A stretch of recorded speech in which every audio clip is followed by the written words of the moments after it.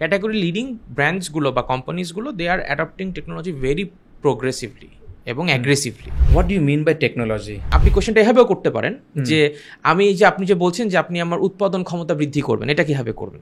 So integrating sensors will tell you how much production is happening in every line. প্রত্যেকটা RMG ওনারেরই একটা common problem, সেটা হচ্ছে আমার প্রোডাকশন ম্যানেজার আমাকে বলছে যে আমার এইচআর ওয়ার্কার দিতে পারে নাই, আর এইচআর আমাকে বলছে যে আমার ওয়ার্কার আইডল বসে আছে। What works for Japan might not work for Bangladesh. True. So Bangladesh has to figure out what works for Bangladesh and how we are going to approach this. So আমরা কিন্তু এখন একটা culture শিফটে আছি যে adoption থেকে কিভাবে আসলে আমরা ইনোভেশনে মুভ করব। কোয়ালিটি ভালো হওয়ার কোনো জায়গা নেই। The more you pay the premium the better quality you get. ওই কালচারটা আমাদেরকে বিল্ড করতে হবে যে বাংলাদেশি টেকনোলজি ভালো না, only foreign technology works, only foreign things are good, not necessarily. Ultimately there is nothing easy or tough, you have to keep trying, one day it will happen. আপনার একজন এন্টারপ্রেনারের তো 24 ঘন্টাটা ফিক্স, আপনার উচিত এই 24 ঘন্টাটা ওই এন্টারপ্রেনারকে সেলস অ্যান্ড প্রোডাক্ট ডেভেলপমেন্টে ফোকাস করতে দেওয়ার। আমাদেরকে যে ফর্ম দেওয়া হতো সেই ফর্মের ভিতরে বলতে হবে যে জাহাজীকরণ কোত্থেকে হচ্ছে। এখন আমি তো সফটওয়্যার কোনো জাহাজে করে পাঠাচ্ছি। পাকিস্তানের আইটি এক্সপোর্ট পলিসি যখন ফেভারেবল ছিল না, তখন কিন্তু lot of Pakistani IT companies moved their offices from Pakistan to GCC. যেই মানুষটা জানে যে তার জবকে টিকিয়ে রাখার জন্য তার এআই বেসড সলিউশন শিখতেই হবে, তো সে কি আসলে ইউনিভার্সিটিতে পড়বে নাকি সেটা সেলফ লার্নিং করার চেষ্টা করবে? অবশ্যই সেলফ লার্নিং করার চেষ্টা করবে। If you really want to do something, you have to do it by your own means. বাংলাদেশে মানুষজন ডিসিশন নিতে ভয় পায় যে এটা তো আমার ঘাড়ে এসে পড়বে, এটা তো আমার দোষ হবে। Academia is not giving the right curriculum, যে ও পাশ করে বেরোচ্ছে কিন্তু জানে না যে ও কি করবে। আপনি বাংলাদেশে এমন কোনো ব্যবসায়ী পাবেন না যে ব্যবসায়ী আপনাকে কথাটা বলবে না যে ভাই আমি লোক পাচ্ছি না। আবার ইন্ডাস্ট্রিতে আপনি যান, এমন অনেক মানুষ পাবেন ভাই চাকরি পাচ্ছি না। তো গ্যাপটা কোথায়? আপনাদের সবাইকে স্বাগত জানাচ্ছি লাইভ ফোর্স পডকাস্টে। আমরা আজকে কথা বলবো আইসিটি বেসড যারা ব্যবসা করতে চান, information and communication technology based business or entrepreneurship.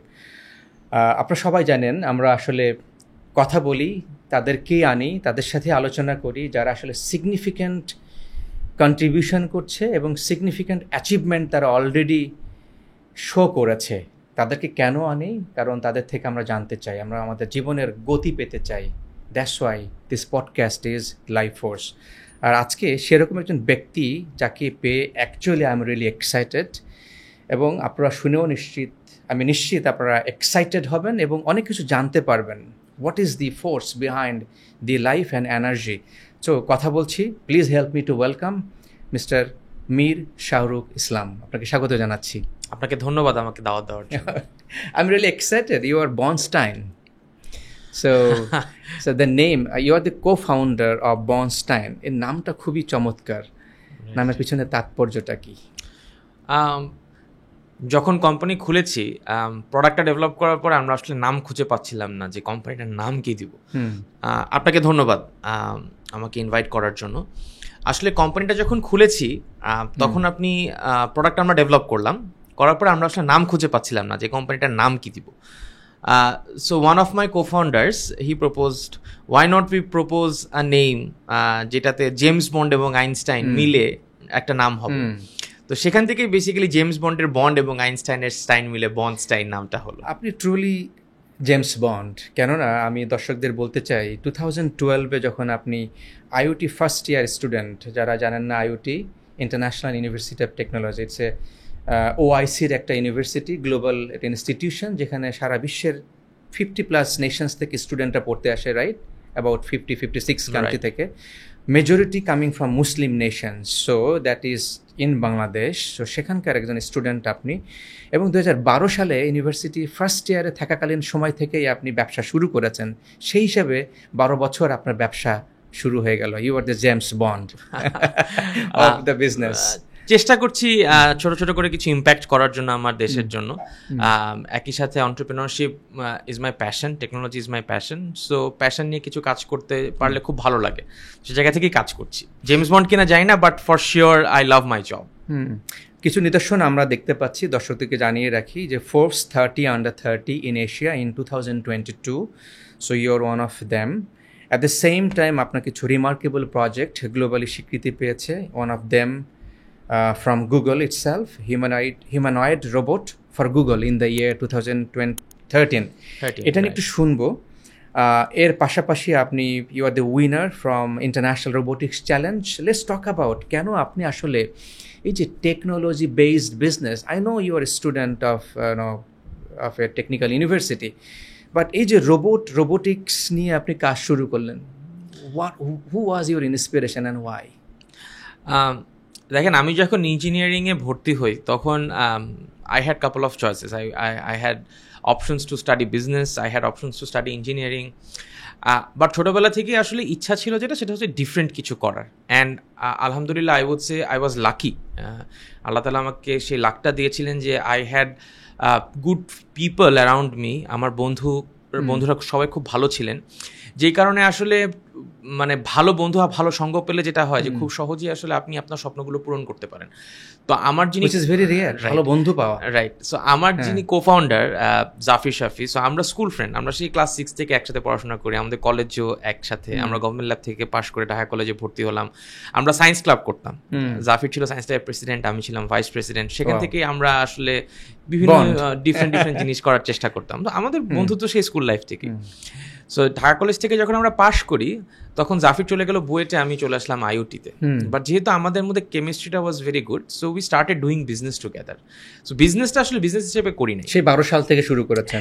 12 সালে কি করলাম, তখন আসলে আমরা যেহেতু কিছু টুকটাক সফটওয়্যার বানাতে পারি, ওয়েবসাইট বানাতে পারি, কিছু অ্যানিমেশনের কাজ পারি, তো দেখা যেত যে পরিচিত ভাই ব্রাদার যারা আছে ইন্ডাস্ট্রিতে, বড় ভাই ছোট ভাই, তারা আসলে বিভিন্ন কাজ দিত।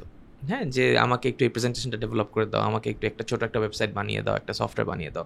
এবং আমরা যেহেতু জাফির বুয়েটে পড়তাম, আমি আইটিতে পড়তাম, আমাদের এই টেকনোলজি নিয়ে নো হাও আছে, সো আমরা ছোট করে আমরা এই জিনিসগুলো করতাম পড়াশোনার পাশাপাশি। বাট 6 মাস 1 বছর করার পরে আমরা যেটা দেখলাম যে আমাদের কাজ করার পোর্টফোলিওটা আসলে অনেক বড় হয়ে গিয়েছে এবং এটাকে একটা বেশ ভালো অঙ্কের টাকাও জমে গিয়েছে কাজ করে। সো কত টাকা ইফ ইউ ডোন্ট মাইন্ড? খুবই বড় না, বাট তখনকার হিসাবে আসলে অনেক টাকা ছিল। কারণ একটা স্টুডেন্ট লাইফে আসলে ধরেন আপনার কাছে যদি 50,000 টাকাও থাকে, সেটা আসলে অনেক টাকা। তখন মনে হবে যে একটু ঘুরে আসি। এবং আপনি 1 বছরের ভিতরেই একটা ট্রিমেন্ডাস সফলতা পেয়েছেন গুগল থেকে এবং ইন্টারন্যাশনাল রোবোটিক্স চ্যালেঞ্জ। হ্যাঁ, সো যেটা হলো যে আমরা যখন বিজনেসটা স্টার্ট করি তখন এই নিজেরা কাজ করতে করতে যখন আমাদের কাছে একটা মোটামুটি টাকা হয়ে গেল এবং ইন্ডাস্ট্রিতে আমাদেরকে অনেকে চিনো, তখন আমরা আসলে প্রাতিষ্ঠানিক রূপ দিই। আমরা কয়েকজনকে হায়ার করি, টিম বিল্ড করি যাতে আমাদের কাজগুলোকে আমরা করতে পারি। জাফির বুয়েট বন্ধ থাকতো শুক্রবার আর বৃহস্পতিবার, আর আমার আইওটি বন্ধ থাকতো শনিবার আর রবিবার। সো আমরা দেখা যেত 4 দিন আমরা অল্টারনেট করে অফিসে থাকতে পারতাম। বাকি দিনগুলো ইউনিভার্সিটি শেষ করে হয়তো দুপুরবেলা অফিসে আসতাম। হ্যাঁ, এবং রাত পর্যন্ত অফিস করে রাত 12টা 12:30টার সময় আমি ক্যাম্পাসে ফেরত যেতাম, জাফির বাসা চলে যেত পরের দিন ইউনিভার্সিটির জন্য। সো 4 বছর আমরা এভাবেই ব্যবসা করেছি। সো প্রথম দিকে আসলে যেটা হতো যে যেহেতু আমরা ইয়াং, অনেক এনার্জি দিতে পারতাম, এই জন্য অনেক ইনোভেটিভ প্রজেক্ট যেগুলো কেউ করতে যেত না, এই প্রজেক্টসগুলো আমরা খুব সহজেই পিচ করতে পারতাম। সো গুগল বা জিমেইলের জন্য যে প্রজেক্টটা করেছি সেটা বেসিক্যালি স্পেলবাউন্ড নামে একটা কোম্পানির সাথে, কমিউনিকেশনস এজেন্সি ছিল ওনাদের সাথে আমাদের একটা জয়েন্ট প্রজেক্ট ছিল। ওনারা একটা কমিউনিকেশন অ্যাসাইনমেন্ট পায় যেখানে they had to brand Gmail globally, right? যে গ্লোবাল বিভিন্ন জায়গায় লোটাসকে রিপ্লেস করে জিমেইল আসছিল। So they wanted to brand Gmail in an innovative way. So Spellbound pitched a concept that why don't we make a humanoid robot, that robot will look like a human, will talk, will nod its head, detect human. এই আইডিয়াটা গুগলের পছন্দ হয়ে যায়। And once আমাদের বাংলাদেশে একটা client ছিল, একটা leading cement company in multinational. So jointly Google এবং ওই কোম্পানিটা মিলে আমাদেরকে এই কাজটা করতে বলে, and we did it in like 3 months। আমরা এরকম একটা জিনিস বানাই যেটা একটা 5.5 ফুট লম্বা একটা মানুষের মতো দেখতে, কথা বলতে পারতো, মাথা নাড়তে পারতো, ব্যাক ইন 2013। সো এটা আমাদের কাছে অনেক ফ্যান্সি একটা জিনিস ছিল এবং ওইটা বেশ হাইপ তুলেছিল ওইখানকার মানুষের কাছে। And we were a global winner from this, যে ইন্টারন্যাশনালি যতগুলো দেশে এই ক্যাম্পেইনটা হয়েছিল তার মধ্যে Bangladesh became one of the leading companies. তার মানে শুরু করার 1 বছরের ভিতরেই ইউ গট আ ট্রিমেন্ডাস, আমি বলবো যে recognition and also inspiration at the same time A path, right? কোন দিকে যাওয়া যেতে পারে, রাইট। অ্যান্ড ওইটা আমরা ব্র্যান্ড ফোরামে গ্র্যান্ড প্রিক্সও জিতি। আমাদের যে ব্র্যান্ড ফোরামের যে কমওয়ার্ডটা হয় সেখানে এত ইয়াং বয়সে একটা গ্র্যান্ড প্রিক্স যেটা আমাদের জন্য was very inspiring 2013 right. And আমরা যেটা হয় আমাদের রোবোটিক্স করাটা আসলে রোবোটিক্স করার ইচ্ছাটা আসলে আমাদের ইউনিভার্সিটি থেকে, যেহেতু ইঞ্জিনিয়ারিং পড়তাম প্রত্যেকটা ইউনিভার্সিটিতে একটা রোবোটিক্স ক্লাব থাকতো। সো আইওটি ফার্স্ট ইয়ারও আমাদের কোনটা রোবোটিক্স ক্লাব ছিল। আমরা ইন্টারন্যাশনাল রোবোটিক্স কম্পিটিশনে খুব মানে ফ্রেন্ডসরা মিলে খুব মজা করতে করতে পার্টিসিপেট করে সেকেন্ড হয়ে যায় বাংলাদেশ থেকে। অ্যান্ড আমাদেরকে তখন ইন্টারন্যাশনাল কম্পিটিশনটা ছিল ইন্ডিয়াতে, আইআইটি মুম্বাই। তো এখানে বুয়েট থেকে একটা টিম এবং আইআইটি থেকে একটা টিম যায়। সো বুয়েটের টিমটা হচ্ছে সিনিয়র 4th ইয়ারের টিম, এন্ড আমরা ছিলাম ফার্স্ট ইয়ারের টিম। সো সবাই খুব মজা করছিল যে ফার্স্ট ইয়ারের একটা টিম আইআইটিতে এসেই তারা এখন ইন্টারন্যাশনাল কম্পিটিশনে যাচ্ছে। মানে ইজ ইট ফানি, মানে এত মানে ফার্স্ট ইয়ারের ছেলে কিভাবে একটু funny funny, right right. So but আমরা খুব ভালো করি, এন্ড ওইখান থেকে আমাদের একটা ভালো এক্সপিরিয়েন্স হয়। We understand how sensors work, how circuits work, how a model work, এবং সেখান থেকেই বেসিক্যালি টেকনোলজির প্রতি আমাদের ভালোবাসার একটা বড় জায়গাটা আরও স্ট্রং হয়। এবং সেখান থেকে আমরা বেসিক্যালি পরবর্তীতে স্কেল করে আমাদের এই কোম্পানিগুলোকে তৈরি করি, প্রোডাক্ট ডেভেলপ করি, সার্ভিসেস অফার করি কাস্টমারদেরকে। অ্যান্ড আলহামদুলিল্লাহ 10-12 years down the line আজকে আমাদের we have 150 people. We have an assembly unit in Kaliakwar High Tech Park, Bangladesh only IoT assembly unit. We have operations in Dubai. We have international clients, locally সব top টিয়ার ক্লায়েন্টের সাথে আমরা কাজ করি। So আলহামদুলিল্লাহ আমি বলবো না যে আমাদের জার্নিটা খুব খারাপ, বাট আরো ভালো করার সুযোগ আছে। না, সেটা আমি আসলে সারপ্রাইজ না, এই কারণেই আপনি যখন থেকে শুরু করেছেন the zeal and the talent, এই দুটো সংমিশ্রণ যেভাবে করতে পেরেছেন, অ্যাট দ্য সেম টাইম আমি বলবো যে you're lucky in a sense. You got somebody to work with and to have the full trust. How much you want to give credit to this kind of partnership? কেননা আমাদের দেশে অনেক কিন্তু talented আছে, but একা তো সবকিছু করা যায় না। See, finding the right co-founder is, I think, more than 100% important, because if more than 100%, if you don't have মানে it's a must have. Yes. আমি যেটা বলি সেটা হচ্ছে we are friends before co-founders. So we always prioritize that. But that doesn't necessarily mean যে আমরা debate করি না। প্রত্যেকটা রিলেশনশিপ বা প্রত্যেকটা সম্পর্ক বা প্রত্যেকটা ফ্রেন্ডশিপ, কো-ফাউন্ডারশিপ যেটাই বলেন না কেন, তার ভিতরে কিন্তু আসলে আপনার ব্যাক অ্যান্ড ফোর্থ অনেক ইস্যুস থাকে।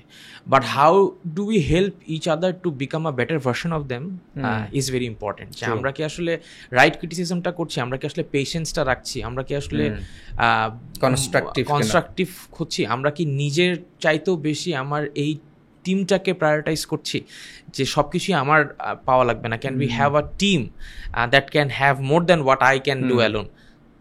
রাইট। আপনারা কাজ করছেন empowering enterprises with industrial IoT solutions. আমাদের দেশে যে এন্টারপ্রেনারশিপ এবং সেখানে আইটিকে ইন্টিগ্রেট করা in the scale of globally যেভাবে যাচ্ছে, so where do you find working last 12 years যে এন্টারপ্রাইজেসগুলোকে আসলে আমি যেটা বলবো যে টেকনোলজি ড্রিভেন করা এবং অটোমেশন থেকে টেকনোলজি ড্রিভেন, এবং to that extent where world is right now is based on AI, is going to be আমি বলবো যেটা it's a storm. So how do you want to assess যে বাংলাদেশের এই যে এন্টারপ্রাইজেস যে লেভেল, যে সিচুয়েশন, যে standard, how do you see, how do you observe and how do you assess overall? Thank you. আপনি কথা বলছিলেন বন্ডস্টেইনের বিষয়। সো বন্ডস্টেইন থেকে আমরা basically frontier tech IoT, AI, machine learning solutions and products offer করে থাকি টু আওয়ার এন্টারপ্রাইজ ক্লায়েন্টস। দেখেন, একটা জিনিস ট্রু যে in next couple of years business যদি তার সার্ভাইভ করতে চায় তাহলে তার টেকনোলজি অ্যাডাপশন ছাড়া কোনো উপায় নেই। কেন উপায় নাই? Because technology is going to help you reduce your production cost, increase your efficiency by helping you save time in delivering, and there are a lot of other areas where technology is going to intervene. এখন আপনার competitor যদি আপনার চাইতে 2 টাকা কমে প্রোডাক্টটা customer and পর্যন্ত পৌঁছাতে পারে, তাহলে আসলে কিভাবে করে আপনি অফার করবেন যদি টেকনোলজি অ্যাডাপশন না করেন? আপনি তো কম্পিটিটিভ এজটাই লুজ করবেন। সো বাংলাদেশের পরিপ্রেক্ষিতে আমি যেটা বলবো, টেকনোলজি অ্যাডাপশন আমাদের টপ টিয়ার ক্লায়েন্টস যারা ক্যাটাগরি লিড করছে, লাইক প্রত্যেকটা ক্যাটাগরি, লাইক আমি যদি বলি cement industry, transport industry, pharma industry, category leading ব্র্যান্ডসগুলো বা কোম্পানিজগুলো, they are adapting technology very progressively এবং অ্যাগ্রেসিভলি। আচ্ছা, technology it's a very wide area, তাই না? It's a term. What do you mean by technology? একটুখানি স্পেসিফিক যদি করতেন, কেননা টেকনোলজি বলতে internet is a technology, web based solution is a technology. আমি আসলে আমি একটু বলি, ইন্টারনেট ইজ বা ওয়েব বেসড টেকনোলজি এখন আসলে টেকনোলজি না, these are infrastructure, these are must. আপনার বাসা যদি ইন্টারনেট কানেকশন থাকে, that doesn't necessarily mean that your home is a technical home, technology based home. It's an infrastructure. আপনার বাসায় কারেন্ট যেরকম থাকবে, ইন্টারনেট আপনাকে থাকতেই হবে। একসময় হয়তো ওইটা একটা টেকনোলজি ছিল, বাট এখন এটা মাস্ট।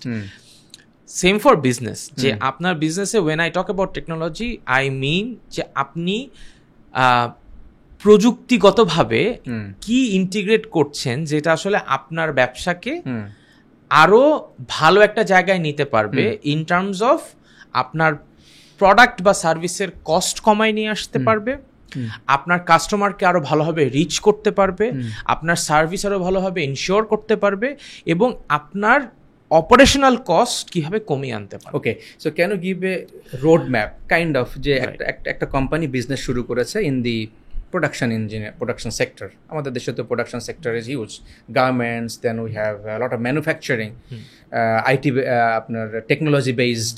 সো একটা কোম্পানি কোথা থেকে শুরু করবে তার এই যে অ্যাডাপ্টেশন অ্যান্ড ইন্টিগ্রেশনের জার্নিটা? there are many phases, I believe, right? So where to start to go to the current level? আমি একটু জিনিসটাকে অন্যভাবে বলি। হ্যাঁ, আপনারা এখন বাংলাদেশের প্রায় প্রতিটা কোম্পানিতেই আপনি দেখবেন কিছু না কিছু অ্যাকাউন্টিং সফটওয়্যার ইউজ করে, কারেক্ট, আদার দ্যান এসএমইসরা এখন অনেক কিছু সফটওয়্যার ইউজ করে যেটা তাদেরকে করতে হবে ইন ফিউচার, যেটা তাদের জন্য টেকনোলজি অ্যাডাপশন, রাইট? বাট এন্টারপ্রাইজের জন্য কিন্তু অ্যাকাউন্টিং সফটওয়্যার ইউজ করাটা টেকনোলজি অ্যাডাপশন না। এখন এন্টারপ্রাইজ কোম্পানিগুলো যারা বড় সাইজের কোম্পানি, তারা এখন ইআরপি অ্যাডাপশন করছে, রাইট? যে আমি কিভাবে আমার অ্যাকাউন্টস ছাড়াও আরো সবকিছু, inventory, stock, production, marketing, sales, সবকিছু আমি অল দ্য রিসোর্সেস একটা জায়গায় নিয়ে আসবে। আর গ্লোবালি আমি ভ্যালু চেইনটা বলছি, এসএমই করছে অ্যাকাউন্টিং ইন্টিগ্রেশন, এন্টারপ্রাইজ করছে ইআরপি ইন্টিগ্রেশন। আর গ্লোবালি যে ট্রেন্ডটা চলছে সেটা হচ্ছে ERP layer is already there, it's a foundational layer. এখন ইআরপিতে আমি আমার ডেটাটাকে আরো কিভাবে কানেক্ট করবো?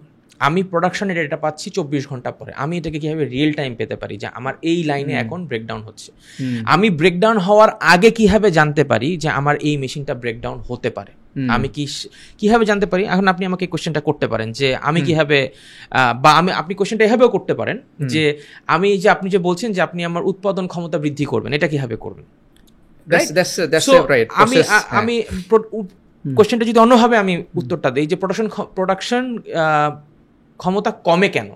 প্রোডাকশন ক্ষমতাটা কমে কি জন্য? Because of wastage and lot of things. Production ক্ষমতাটা কমে, এক ওয়েস্টেজ, দুই মেশিন ব্রেকডাউন হয়ে বসে আছে, তিন আমার ওয়ার্কার নাই, ইউটিলাইজেশন হচ্ছে না, রাইট?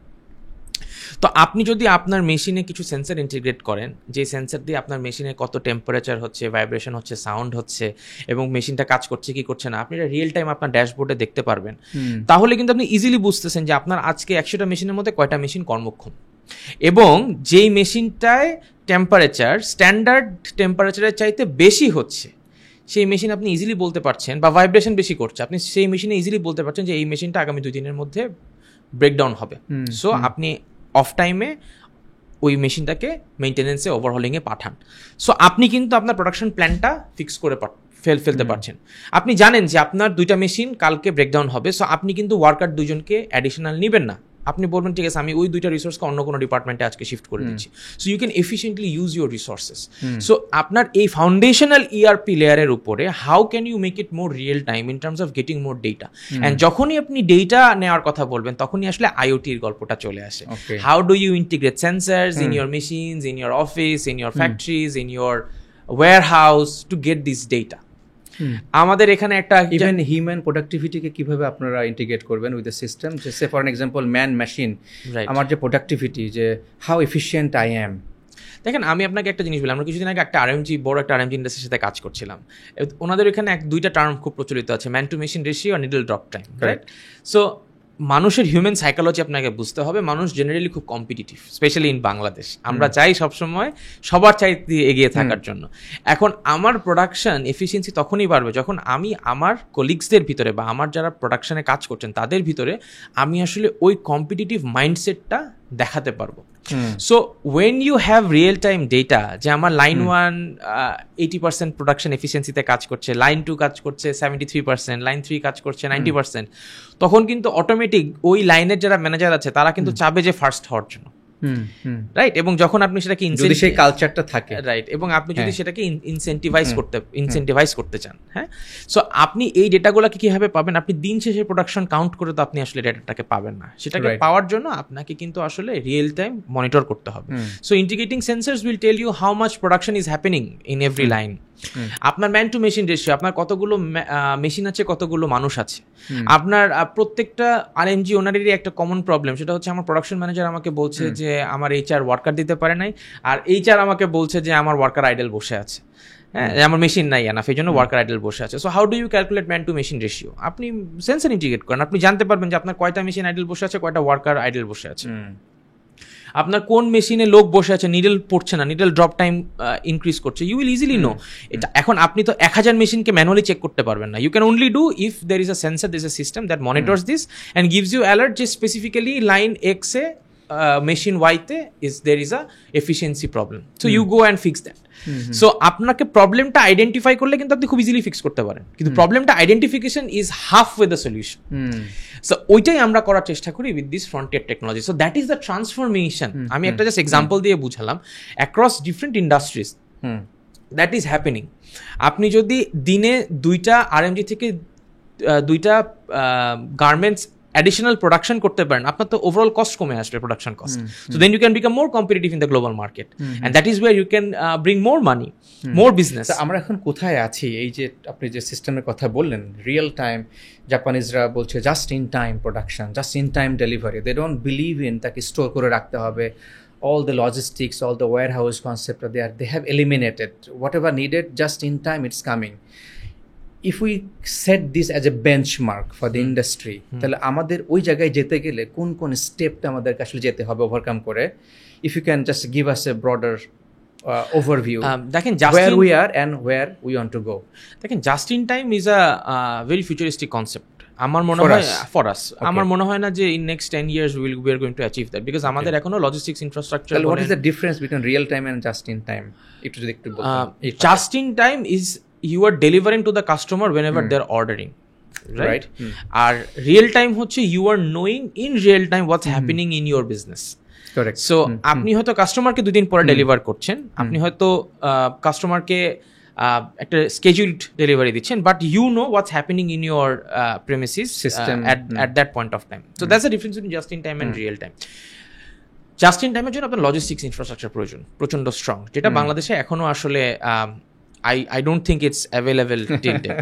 মানে আপনি যদি এখনো চিন্তা করেন যে আপনি একদিন, that is the benchmark, আমরা চিন্তা করতেই পারি, তাই না? আমরা এখন আমরা চিন্তা তো অবশ্যই করতে পারি এবং স্বপ্নটা তো আমাদেরকে সেটাই দেখতে হবে, কিন্তু সেই জাস্ট ইন টাইমে যাওয়ার জন্য আমাদের যে ফাউন্ডেশনাল লেয়ারগুলো প্রয়োজন, সেই লেয়ারগুলো কারা ডেভেলপ করবে?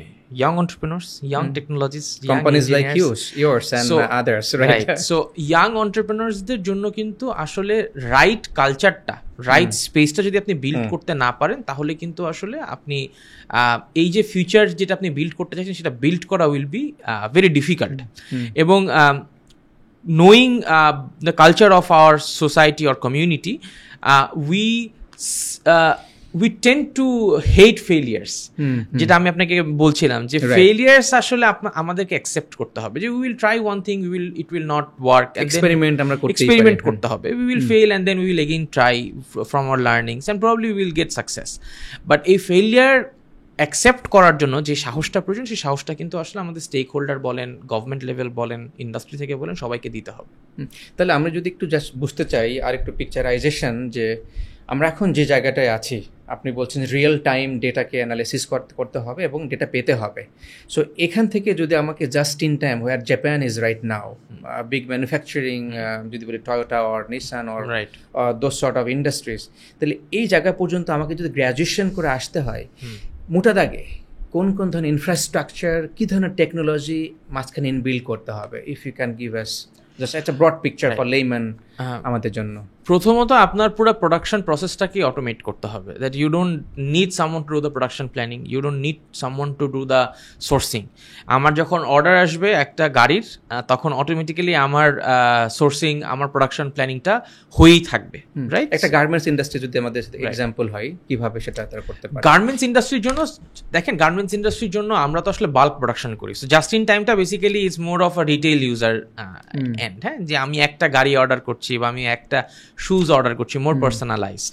So that you can do on just in time. But when it's an enterprise order where you need to do, let's say, 10,000s of shoes, 10,000s of shirts, production, that you need to have the right kind of infrastructure যেখানে আপনাকে technology help করবে to do the right kind of production planning, যে আমার এই জায়গায় এই ফ্যাক্টরিতে এখন প্রোডাকশন ক্যাপাসিটি আছে। যে ধরেন একজন অর্ডার নিয়ে আসছে, তার ফ্যাক্টরিতে প্রিভিয়াস অর্ডার চলছে, সো কিউতে পড়ে যাচ্ছে, আবার একজনের ফ্যাক্টরিতে অর্ডার নাই, সো কন্ট্রাক্ট ম্যানুফ্যাকচারিং করে কিন্তু খুব ইজিলি আইডেন্টিফাই করতে পারবেন যে কোন ফ্যাক্টরিটা এই মুহূর্তে খালি আছে and how can be source it to them. So এই টেকনোলজিগুলোর অ্যাডাপশন আমাদেরকে করতে হবে, সো দ্যাট দ্য ডেটা, আমি আবারও বলছি যে ডেটাগুলো আসলে মার্কেটে আছে for the manufacturing companies, that becomes visible to the planners, to the decision makers, যে আসলে আমি কোন ডেটার উপরে বেস করে কি করব। আমার প্রোডাকশন যদি আজকে শেষ হয়, আমার শিপমেন্টের জন্য আমি ট্রাক কখন পাবো? আমার ট্রাক যদি আমি আজকে পাই, তাহলে আমি কার্গো কবে পাচ্ছি? আমার ট্রান্সপোর্ট করতে কতটুকু সময় লাগছে? সো এই পুরো জিনিসটা, it has to be a connected seamless system. Also all the raw materials, তাই না, everything has to be planned accordingly.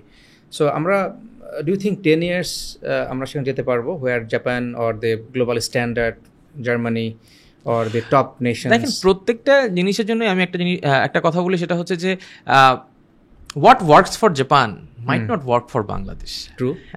So Bangladesh has to figure out what works for Bangladesh and how we are going to approach that. Befitting with the culture and people. এখন আমার দেশে কি আসলে মানুষ personalised March চায়, যেখানে আসলে আমার শার্টের ভিতরে আমার নামটা লেখা থাকবে? বিকজ জাপানে এগুলো খুব popular, that's why just in time is very much required. জাপানে আপনি একটা যে কোনো কিছু কিনতে গেলে you will have a lot of options to customize, right? In Bangladesh majority it's one size fits for all, you would buy it or leave it, you take it or leave it. So আমরা কি আসলে ওই personalized জায়গায় যেতে চাই? What about quality and standard for Japan? আমি যদি এখানে আসি, যে আমরা তো অনেক কিছু ম্যানুফ্যাকচারিং করছি গ্লোবাল স্ট্যান্ডার্ড, এবং we are supplying to the top brands like Nike, Adidas, Puma, to other global brands, and also for the ক্লোদিংস। So সেক্ষেত্রে কোয়ালিটি আমরা কিন্তু দিচ্ছি, বাট ওভারঅল ওই কোয়ালিটি স্ট্যান্ডার্ডে যাওয়ার জন্য কীভাবে এই আইওটি সলিউশনস কুড হেল্প? দেখেন, আমি যদি বলি, জাপান কালচারটা হচ্ছে একটা innovative culture, innovation based culture. They promote innovation, they are historically they are community or race যারা আসলে ইনোভেট করে এসেছে। আমরা historically we are always adapters, আমরা কিন্তু এখন একটা কালচার শিফটে আছি, যে অ্যাডাপশন থেকে কিভাবে আসলে আমরা ইনোভেশনে মুভ করব। সো জাপান হয়তো ইনোভেশনের কারণে কোয়ালিটিতে অনেক এগিয়ে থাকে, বিকজ দে ইনহেরিটেডলি আন্ডারস্ট্যান্ড যে what's their edge and what's their weakness. আমরা কিন্তু এখনো সেই জিনিসগুলো শিখছি, যে আমরা আসলে কোন জায়গায় যাব। কোয়ালিটি ভালো হওয়ার কোনো জায়গা নেই। The more you pay the premium, the better quality you get. এখন আপনাকে ওই জিনিসটাও বুঝতে হবে যে বাংলাদেশে বাংলাদেশে আসলে ইকোনমিক কালচারটা কি, আমরা কি আসলে একটা প্রিমিয়াম প্রোডাক্ট প্রাইস কতটুকু পারচেস ক্যাপাসিটি আছে আমাদের কমিউনিটির, এবং আমি যদি এটা ম্যাস প্রোডাকশন করি আসলে আমি কতটুকু মানুষকে রিচ করতে পারবো। সো ইকোনমিক ডেভেলপমেন্টের সাথে সাথে আসলে this quality pricing process will automatically improve.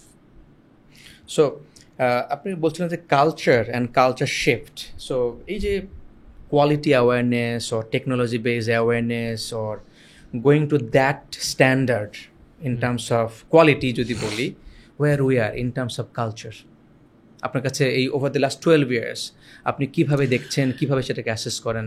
12 বছর আগে যখন আমি পাসপোর্ট করতে গিয়েছিলাম, আমাকে হাতে লেখা পাসপোর্ট করতে হয়েছিল, মানে ফর্মটা হাতে লিখে ফিল আপ করতে হয়েছিল, and also a lot of problems and troubles. Right. আমি আজকে থেকে 1 বছর আগে যখন পাসপোর্ট করতে গিয়েছি, এভরিথিং অনলাইন, পেমেন্টও অনলাইন, গিয়েছি আধা ঘন্টার ভিতরে আমার ছবি, ফিঙ্গারপ্রিন্ট সব কিছু দিয়ে বের হয়ে গিয়েছি, অ্যান্ড পাসপোর্ট পেয়েছি within 15 days.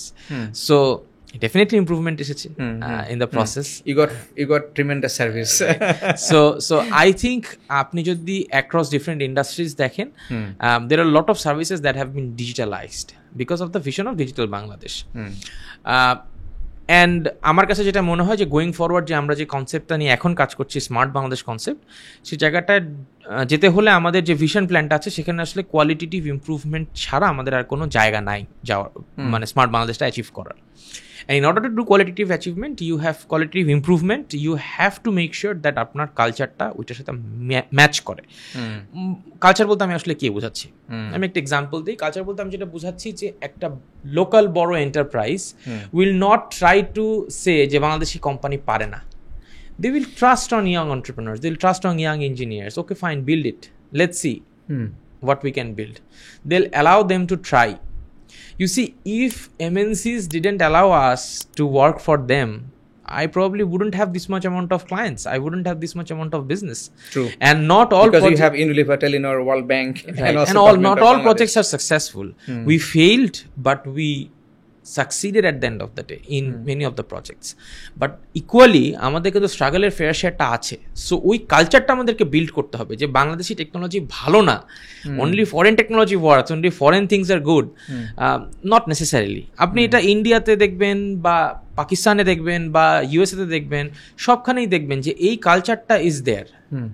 So I think that is important. So culture অ্যাওয়ারনেসটা আমাদের কতটুকু লেভেলে আছে এবং we need to shift, right? যেটা আপনি বলছিলেন, right? Just if you could share, আসলে এই শিফটটা কি, is it going to be easy to become smart Bangladesh? দেখেন, if you work it will eventually happen, if you don't it won't. So ultimately there is nothing easy or tough, you have to keep trying, one day it will happen. And I think আমাদের education সিস্টেমে একটা massive change আমাদের প্রয়োজন এই শিফটটা যদি আমরা করতে চাই আসলে। সো গ্লোবালি আমাদের যেতে হলে আমাদের কালচারটা শিফট করে আসতে হবে ডেফিনেটলি, রাইট? এবং যেটা আমাদের ভিশন, বাংলাদেশের ভিশন হলে স্মার্ট বাংলাদেশ হওয়া। সো আপনি বলছিলেন যে আসলে কালচার এবং কালচার ম্যাচ বলছিলেন, culture shift in order to be at that part যেখানে অ্যাট দিস মোমেন্ট সারা দুনিয়াতে আসলে ঝড় চলছে। আমি যদি বলি ঝড় ইন এ সেন্স, দুই রকম ঝড়, একটা হলো ইকোনমিক ঝড়, একটা হলো টেকনোলজি বেসড ঝড়। আমি দুইটাকেই একসাথে বলতে চাই, because you are an entrepreneur. So ব্যবসায়িক ঝড়, so global issues, global crisis, একদিকে ওয়ার, একদিকে ইকোনমি, আরেকদিকে টেকনোলজি। আমরা সবাই চ্যাটজিপিটি এবং এটার অ্যাওয়ারনেস, সবাই অ্যাওয়্যার হচ্ছি। You are very lucky in a sense, আমি বলবো যে আপনি national ICT award winner and you got a solid foundation by participating at Stanford University seed transformation program. At the same time you are a global shaper at World Economic Forum. So you have already achieved a lot of accolades. So that is by far a global standard. But আমরা কথা বলবো কিন্তু এখন বাংলাদেশের overall ICT entrepreneurship and ICT standardization in order to become a smart Bangladesh. So এই ক্ষেত্রে all the stakeholders, people like me, people like others, আমাদেরকে বাদ দিয়ে আমরা যদি 99% পিপুলের কথা চিন্তা করি, সো তাহলে আইসিটি বেসড এন্টারপ্রেনারশিপ এই জার্নিতে আপনি কিভাবে মূল্যায়ন করেন, এটার পটভূমিটা কি এবং যেখানে যেতে চাই? দেখেন, বাংলাদেশের আইসিটি ইন্ডাস্ট্রি যদি আমি ওভারঅল একটু সাইজিং করি, এটা $3.8 billion ইন্ডাস্ট্রি। তার মধ্যে 1.8 is an export market and বাকিটা হচ্ছে লোকাল মার্কেট। আমরা ওভারঅল ইন্ডাস্ট্রিতে এই মুহূর্তে অ্যারাউন্ড 2.5 লাখ থেকে 3 লাখ মানুষের মতো কাজ করছে আইসিটি ইন্ডাস্ট্রির সাথে ডিরেক্টলি। অ্যান্ড আমরা প্রায় 9,000 কোটি টাকা সমমূল্যের স্যালারি অ্যানুয়ালি এই ইন্ডাস্ট্রি থেকে ডিসবার্স করছি। আপনি যদি গ্লোবাল সাইজে বলেন, দিস ইজ ভেরি স্মল। কেন আমরা বড় হতে পারছি না বা কেন আমরা আসলে এই ঝড়গুলো সামলিয়ে উঠতে পারছি না? রিজন হচ্ছে, আমি আমার জায়গা থেকে আমি যেটা মনে করি, মেনি মাইট ডিফার। আমরা আসলে right kind of technology business grow করার যে প্ল্যানটা দেওয়ার উচিত, সেই প্ল্যানটা আমরা আসলে দিতে পারছি না। আমাদের দেশে বিগত 15 বছর থেকে 15 আরও একটু বেশি, 17 বছরের মতো আমরা ট্যাক্স এক্সামশন নিয়ে আইসিটি ইন্ডাস্ট্রি রান করছে। সবচেয়ে ইন্টারেস্টিং হচ্ছে, আপনি ট্যাক্স এক্সামশন পাওয়ার জন্য আর কোনো ইন্ডাস্ট্রি না, বাট শুধুমাত্র আইসিটি ইন্ডাস্ট্রিকেই আলাদা করে অ্যাপ্লিকেশন করে কোম্পানি স্পেসিফিক এসআরও নিতে হবে। হ্যাঁ, তো আসলে কয়টা কোম্পানির এন্টারপ্রেনার পারে আসলে এই অ্যাপ্লিকেশন করে এত ঝক্কি ঝামেলা পার করে এসআরও নেওয়ার জন্য? আপনার একজন এন্টারপ্রেনারের তো 24 ঘন্টাটা ফিক্স, আপনার উচিত এই 24 ঘন্টাটা ওই এন্টারপ্রেনারকে সেলস অ্যান্ড প্রোডাক্ট ডেভেলপমেন্টে ফোকাস করতে দেওয়ার। আপনি যদি তার থেকে দিনে 4 ঘন্টা তার ডকুমেন্টেশনে স্পেন্ড করান, যেখানে তাকে NBR, ICT ministry, trade body, different জায়গায় ঘুরে ঘুরে তাকে বিভিন্ন সমস্যার সমাধান করতে হবে, তাহলে শেষে ব্যবসাটা করবে কখন? এক্সপোর্ট মার্কেট নিয়ে যারা কাজ করছে তাদের আইটি এক্সপোর্ট প্রসিডিংস রিয়েলাইজ করতে তো ডিফিকাল্ট হচ্ছে। ব্যাংক আমাদেরকে প্রথম বললো, ভাই আপনারা কি এক্সপোর্ট করেন যে আপনাদের কোনো কিছু দেখা যায় না, আপনারা তো কি এক্সপোর্ট করছেন আমাদেরকে একটু দেখান। সফটওয়্যার, হ্যাঁ সফটওয়্যার দেখা যায় না, এটা কি জিনিস, এটা তো আমাদেরকে বোঝান। এটা কিন্তু খুব বেশি দিন আগের কথা না, আজকে থেকে 5-6 বছর আগেই সিচুয়েশনটা এরকম ছিল যে they didn't want to understand how software export works. আমাদেরকে যে ফর্ম দেওয়া হতো সেই ফর্মের ভিতরে বলতে হবে যে জাহাজীকরণ কোত্থেকে হচ্ছে। এখন আমি তো সফটওয়্যার কোনো জাহাজে করে পাঠাচ্ছি, এফওবি শিপমেন্ট নাকি সিএনএফ, রাইট? আমি তো সফটওয়্যার পাঠাচ্ছি ক্লাউডে। সো আমি আসলে জাহাজীকরণটা কি লিখবো, সফটওয়্যার জাহাজীকরণ কিভাবে হবে? সো আসলে ধরেন আমরা যারা এন্টারপ্রেনার আছি আমরা কিন্তু স্ট্রাগল করে করেই রাস্তাটা তৈরি করছি। এখন আপনি আমার স্ট্রাগলটা যত বেশি কমিয়ে দিবেন আমি ব্যবসাটা তত ভালো করতে পারবো, এটাই হচ্ছে থাম্ব রুল। এখন 17 বছর পরে, এখন যখন আইসিটি ইন্ডাস্ট্রি একটা স্টেবল জায়গায় এসে এখন আরো গ্রো করবে, ঠিক তখনই গভর্নমেন্ট কি করছে, এক্সেমশনটা রিমুভ করে দিচ্ছে। এখন এক্সেমশনটা রিমুভ করে সরকার কি করবে? বাংলাদেশে প্রায় 4000-এর কাছাকাছি আইটি কোম্পানি আছে। আপনি যখনই এক্সেমশনটা রিমুভ করে দিবেন এই কোম্পানিগুলোর 80% উইল বি ইন ট্রাবল, এবং চান্সেস আর হাই যে at least 30% will be wiped out, ডেমোলিশড হয়ে যাবে। কারণ আপনার ট্যাক্সেশন বসে গেলে আপনার 27-30% ট্যাক্স বসে যাবে, এবং এই 27-30% ট্যাক্স যদি বসে, কেউ কি আসলে তার প্রোডাক্টে এত টাকা মার্জিনে ব্যবসা করছে যে সে 20% ট্যাক্স দিতে পারবে? মানে কম্পিটিটিভনেসটা তারা হারিয়ে ফেলে, রাইট? এবং সবচেয়ে বড় কথা, এআইটির কারণে আপনি প্রফিট করেন বা না করেন, আপনার সেলস প্রসিডস হলেই সেখান থেকে আগে আপনার ট্যাক্সটা ডিডাক্ট হয়ে যাবে। ট্রু। সো আলটিমেটলি এটা একটা বিজনেসে ইম্প্যাক্ট করবে। কাস্টমাররা তো আসলে বেশি টাকা দিবে না। কাস্টমাররা যদি দেখে এটা একটা গ্লোবাল সফটওয়্যার, তাহলে তারা বেশি টাকা দিতে রাজি। বাংলাদেশি সফটওয়্যারকে কাস্টমার বেশি টাকা দিতে রাজি না, বিকজ আমরা ওই মাইন্ডসেটটাই ডেভেলপ করতে পারি নাই এখন পর্যন্ত। সো আলটিমেটলি আমরা আসলে চারদিকে বিপদ। যে বাংলায় একটা কথা আছে যে জলে কুমির ডাঙায় বাঘ। হ্যাঁ, আমাদের অবস্থা হচ্ছে এরকম যে জলে আমার কাস্টমার যে আমাকে প্রিমিয়াম দিবে না, আর ডাঙায় হচ্ছে গভর্নমেন্ট যে ট্যাক্স বসানোর জন্য রেডি করে বসে আছে। আমি যাব কোথায়? সো দিকে অপরচুনিটিজ গ্লোবালি, রাইট? সো আমাকে আসলে যদি ইন্ডাস্ট্রি হিসেবে গ্রো করতে হয়, তাহলে আসলে আমাদেরকে সেই অপরচুনিটিটা দিতে হবে যেখানে our local companies can compete in the global scale by getting the right kind of government support. এবং এটা কিন্তু নতুন কিছু না। আপনি আমাদের পাশের দেশে দেখেন, গ্লোবালি দেখেন, প্রত্যেকটা দেশে আইটি কোম্পানিদেরকে বড় করার জন্য government is heavily subsidising. Why? Because IT is the next big weapon. আপনার দেশের ইনফ্রাস্ট্রাকচার যদি কন্ট্রোল করে অন্য দেশের software, means they have the capacity to jeopardize you in any critical moment. So এখন কিন্তু সব দেশ তার নিজের ক্রিটিক্যাল ইনফ্রাস্ট্রাকচারগুলো তাদের নিজেদের ডেভেলপ টেকনোলজি দিয়ে করারই চেষ্টা করছে। তো সেক্ষেত্রে এটা this is a great obstacle, right? Obviously this is a great obstacle in terms of our policies, in terms of our support system.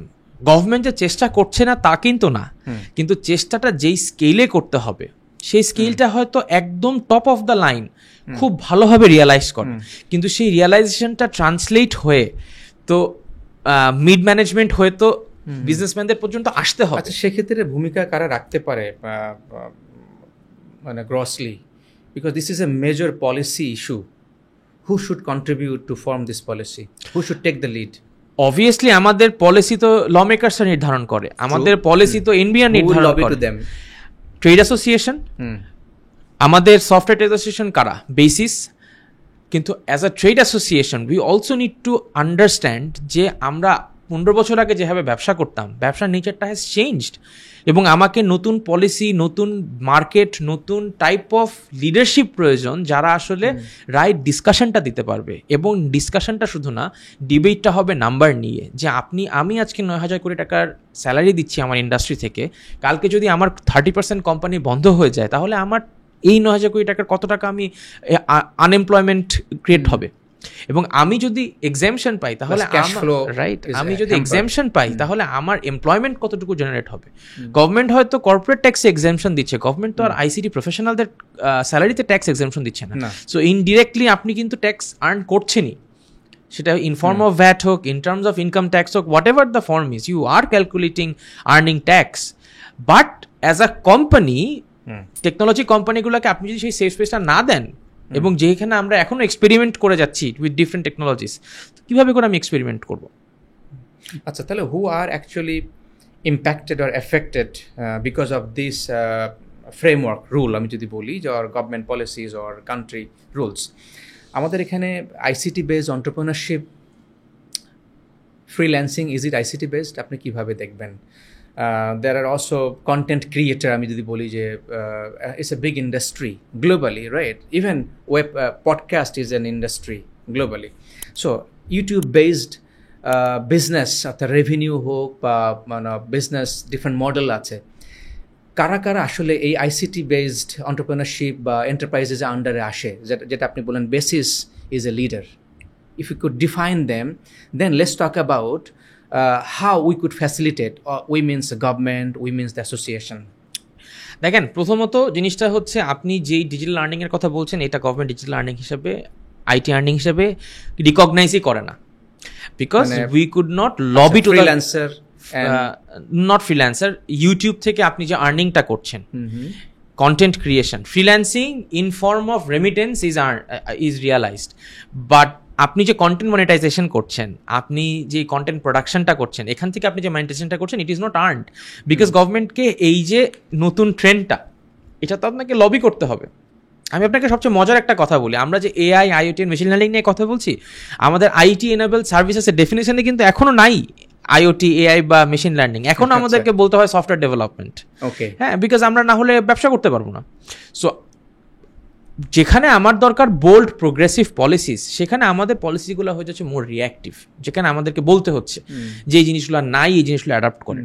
এখন পলিসি মেকাররা বা যারা আসলে এই পলিসিগুলো নিয়ে রিসার্চ করে, ওনারা যদি আসলে মোর অ্যাকোমোডেটিভ না হন, এবং সবচেয়ে বড় কথা, তারা যদি কথা না শুনতে চান in terms of what trade association is wanting from them, তাহলে কিন্তু আসলে আপনি ইকোসিস্টেমটা কখনো ডেভেলপ করে উঠতে পারবেন না। আপনি হয়তো আপনার জায়গা থেকে চিন্তা করছেন এই কাজটা করলে সরকারের আর্নিং অনেক বেড়ে যাবে, কিন্তু আর্নিং বাড়ার সাথে সাথে আপনি ডাউন স্কেলটা দেখেন যে আপনি কতটুকু আনএমপ্লয়মেন্ট জেনারেট করবেন। সো পলিসির কিন্তু প্রত্যেকটা পলিসিরই কিন্তু একটা প্রোজ অ্যান্ড কনস আছে, যেটাকে খুব ক্লিয়ারলি ইভ্যালুয়েট করতে হয়। আমরা যদি সরাসরি দেখি, মনে হবে যে হ্যাঁ, এটা করলে আমার বেনিফিট, বাট ইনডিরেক্টলি হয়তো আপনার ক্ষতিটা তার চাইতেও বেশি হয়ে যাচ্ছে। So you have to talk, you have to debate, এবং ডিবেট করে হয়তো আমার মত আপনার মত ভিন্ন হতে পারে, বাট ডিবেট করলে হয়তো জিনিসটা কি হবে, আমরা পয়েন্টগুলো জানতে পারবো, এবং we can take an informed decision যে লেটস ডু দিস।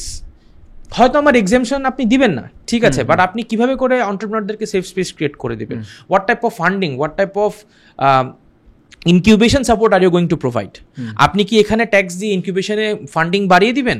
আপনি কি ট্যাক্সেশন বসিয়ে ইন্টারন্যাশনাল সফটওয়্যার যারা ইম্পোর্ট করছে তাদের উপর ট্যাক্সেশন আরও ইনক্রিজ করে দিবেন, যাতে লোকাল সফটওয়্যারগুলো অ্যাটলিস্ট একটা ফ্রি স্পেস পায়? দেয়ার লট অফ মেকানিজমস, এবং এই মেকানিজমসগুলো কিন্তু প্রুভ মেকানিজম। সো ওই জায়গাটায় আমার মনে হয় যে we need some strong conviction from the policy makers. True.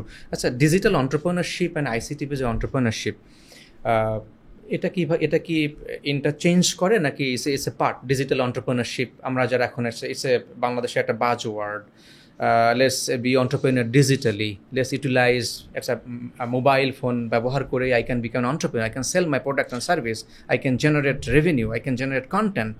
So is it part of ICT based entrepreneurship at present? Entrepreneurship is entrepreneurship. If you use a digital tool, it's a digital tool. If you don't use a digital tool, it's not a covered, digital. অবশ্যই covered in terms of philosophy. বইয়ে covered কিনা, লতে covered কিনা, that's debatable. But let's talk about এটার ফিউচারটা তাহলে কি, মানে where do you see as an entrepreneur and leader in the industry, because you are leading a big firm, you are leading in every sense, আমি যদি বলি, in terms of mind, in terms of the knowledge, in terms of your achievement. How do you assess the potentiality of this industry? দেখেন আমাদের সামনে একটা clear example আছে, আমি আপনাকে একটু বলি যে if the policies are not right, what happens in the community. পাকিস্তানের আইটি এক্সপোর্ট পলিসি যখন ফেভারেবল ছিল না, তখন কিন্তু a lot of Pakistani IT companies moved their offices from Pakistan to GCC. ঠিক আছে, কেন গিয়েছে? বিকজ ফেভারেবল ট্যাক্স পলিসি, কোনো কিছু আমার প্রবলেম নাই, ইজি ব্যাংকিং, ইজি ফাইন্যান্স, উল্টা আমার মার্কেট এক্সপোজার আরও বেশি। So a lot of companies, right, a lot of companies moved from Pakistan to GCC market.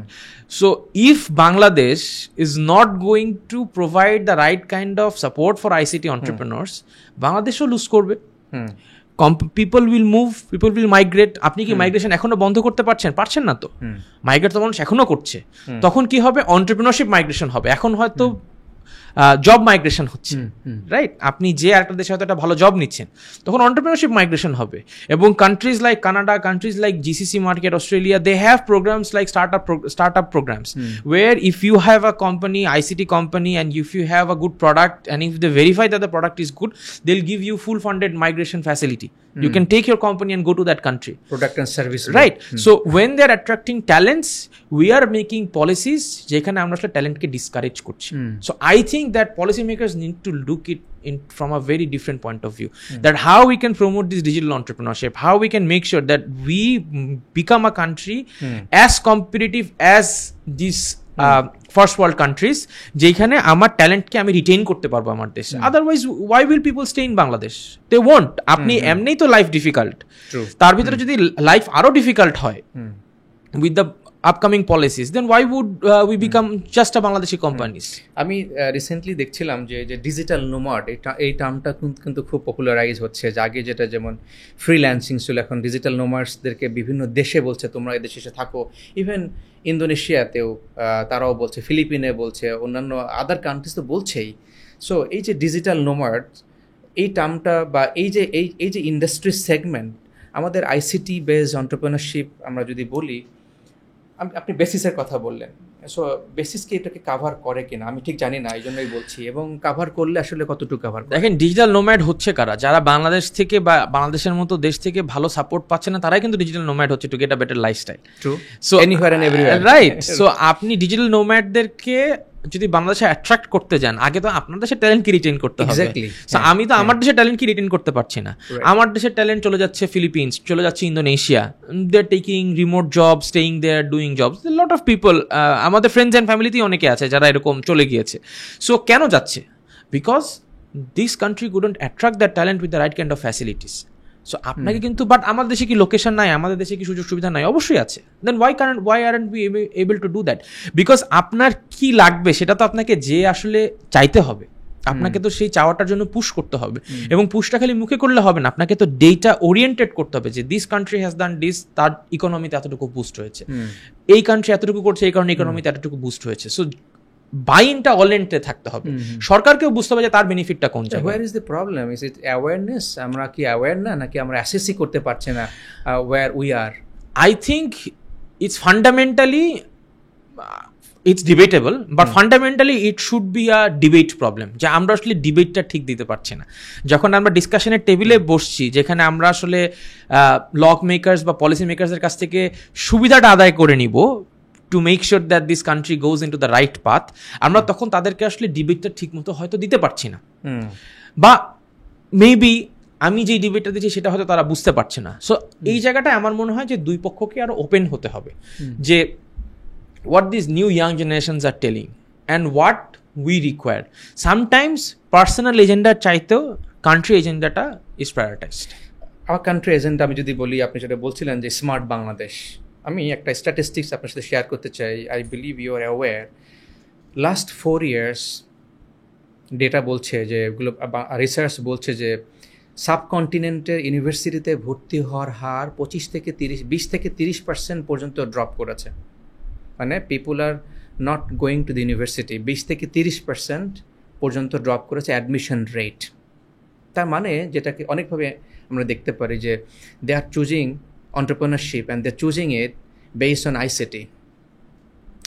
তাহলে এখন is it time for the government or also the education system এই দুইটা জিনিসকেই accommodate করা and evolve করা, and where do you see and how do you see it's happening? আমি জিনিসটাকে এটা অন্যভাবে দেখি। একাডেমিয়াতে মানুষজন যেতে চাচ্ছেন না বিকজ একাডেমিয়া আসলে ভ্যালুটা ক্রিয়েটই করতে পারছে না। আমি যে জিনিসটা পড়াচ্ছি, হ্যাঁ আমি যে জিনিসটা পড়াচ্ছি সেই জিনিসটা আসলে যুগোপযোগী না। আমি যে জিনিসটা পড়াচ্ছি সেই জিনিসটা আসলে যুগোপযোগী না। So how are you going to solve it? Again policy. আপনি আজকে আপডেট করছেন আপনার curriculum based on the feedback that you have taken 3 years ago। কাগজ উঠতে 3 বছর সময় লাগছে, তারপরে আপনি কারিকুলাম চেঞ্জ করছেন। You have to be fast, you have to move before the light, you have to adapt. এবং আপনাকে জানতে হবে যে আগামী 5 বছর পরে কারিকুলামে কি আসতে পারে। আপনি বাংলাদেশে কয়টা ইউনিভার্সিটি এখন এআই নিয়ে পড়াশোনা করায় আপনি আমাকে বলতে পারবেন? আমাদের হার্ডলি 3 থেকে 4টা ইউনিভার্সিটির অফিসিয়াল কোর্স আছে অন এআই। কতটুকু scope for how many people can join? So যেই মানুষটা জানে যে তার জবকে টিকিয়ে রাখার জন্য তার এআই বেসড সলিউশন শিখতেই হবে, তো সে কি আসলে ইউনিভার্সিটিতে পড়বে নাকি সেটা সেলফ লার্নিং করার চেষ্টা করবে? অবশ্যই সেলফ লার্নিং করার চেষ্টা করবে। সো সেলফ লার্নিং করে আপনি যখন দেখবেন যে you are getting more value, why will you go to a university? So it's a failure from online based, right.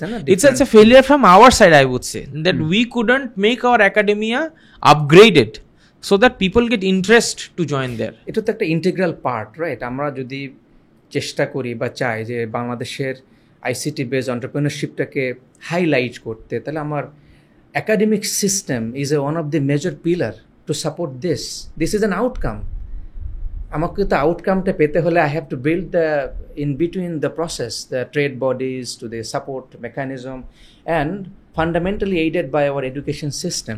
So apni as a fresh graduate ami jodi ebhabe chinta kori je what would you want to say them, tell them and guide them and advise them to come to this far jekhane apni achen, tara kibhabe ashole preparedness ta korte pare. Now think about, you are giving them advice so that they can prepare themselves to become an entrepreneur befitting with the current status. So here's the thing, if you really want to do something, you have to do it by your own means. Maybe your university is not teaching you, maybe you are not finding the right context, but you have to figure out how you will learn and how you will deploy that. So maybe from online resources, maybe from a mentor, maybe from someone who has walked down that path, but you have to learn it on your own course. একই সাথে আমি university যারা run করছে বা যারা curriculum design করছে, I want to tell them that you have to think big. A PhD holder might know the framework, but a person who is in the business knows what he requires. So if you are producing people who are skilled in areas that are not employable, why are you doing that? You should talk to the employers, what do they need, and you need to produce like that. Amra market, honestly speaking, we don't find enough good engineers, we don't find enough good mid managers. Then if we have a managerial crisis, then why would we produce people who are studying different things? Right? We should how acute is it is currently? আপনারা কি experience করছেন in the workforce, যে আপনাদের upcoming project আর global যে opportunities support করার জন্য যারা আপনাদের ট্যালেন্ট পুলে আছে, একটা হলো যে attracting the right talent is a scarcity, আমরা সবাই এক বাক্যে মানছি, আসলে আমরা পাচ্ছি না। যারা আছে তারা কি আপনাকে সাপোর্ট করার মতো, আপনাদের যে ভিশনটাকে সাপোর্ট করার মতো রাইটলি ইকুইপড হতে পারছে কিনা? দেখেন, you will find a lot of execution oriented people in the industry, but very few decision takers in the industry. বাংলাদেশে মানুষজন ডিসিশন নিতে ভয় পায় যে এটা তো আমার ঘাড়ে এসে পড়বে, এটা তো আমার দোষ হবে, এটা আমার দরকার কি না আমার ডিসিশনটা। So if you are not creating enough people who can take decisions on their own course, you will not be growing as an industry. So academia কি ওই জায়গাটায় আসতে হবে যে you should create people who can take decisions, who knows how to take a decision fundamentally. খালি decision নিতে বললে তো হবে না, আপনাকে এটাও জানতে হবে ডিসিশনটা নিতে হয় কেমনে, how data are you using, how are you using your frameworks, and by that you will be able to help in terms of getting more traction from the market, in terms of talent, যে ভাই আমার এই 10টা ছেলে is talented, they can help you crack the international market. How many of these resources are there যারা international market crack করতে পারবে? If you go in our neighbour country you will find thousands of people যারা international market expert. In Bangladesh আপনি হাতে গুনে 1-2 জন পাবেন।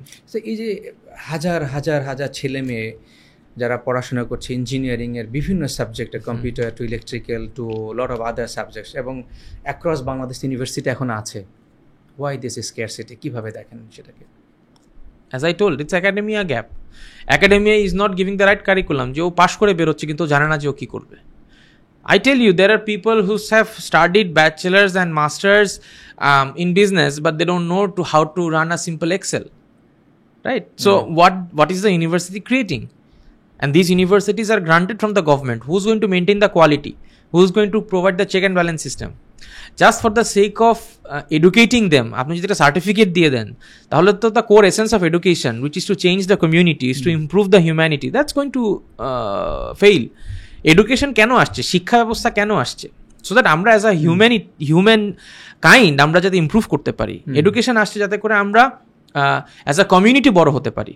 এখন আমার যদি শিক্ষা ব্যবস্থার মাধ্যমে এমন রিসোর্স নাই আসে যারা আমার এই পারপাসটা সার্ভ করতে পারে, তাহলে সেই শিক্ষা ব্যবস্থা তো আসলে ঠিকভাবে কাজ করছে না। So what is the consequences যেটা আমরা ফেস করতে পারি in the next 10 years if it is going like that way?